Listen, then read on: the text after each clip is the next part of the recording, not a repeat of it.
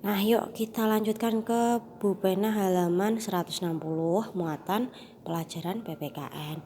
Menyebutkan hal yang harus dilakukan atau tidak boleh dilakukan di tempat wisata dan di rumah.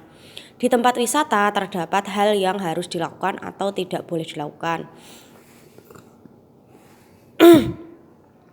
Hal yang harus dilakukan atau tidak boleh dilakukan disebut peraturan. Aturan dibuat agar semua pengunjung tempat wisata merasa nyaman. Contoh hal yang harus dilakukan di tempat wisata: membuang sampah di tempat sampah, menjaga kebersihan tempat wisata. Contoh hal yang tidak boleh dilakukan di tempat wisata yaitu menginjak rumput dan memetik tanaman, membuang sampah di sembarang tempat.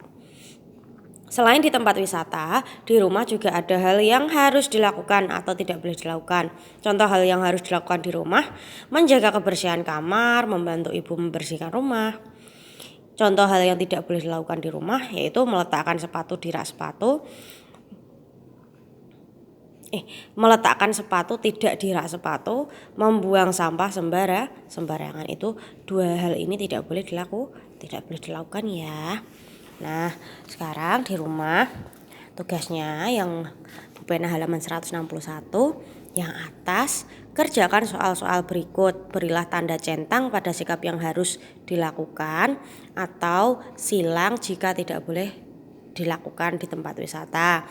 Contohnya ya, yang nomor 1, Made berwisata ke wahana air, ia bermain di kolam khusus anak-anak.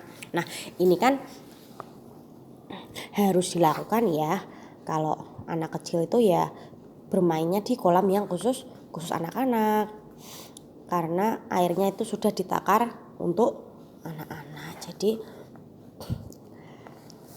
ini berarti harus. Kalau harus berarti dicentang ya. Ini nanti dicentang. Lalu yang nomor 2 sampai 4 dikerjakan sendiri nggih, cukup dicentang atau disilang. Kalau tidak boleh dilakukan di tempat wisata berarti disilang ya. Nah, alasannya ndak usah, ini aja yang dikerjakan, centang silang nggih. Terima kasih, selamat belajar.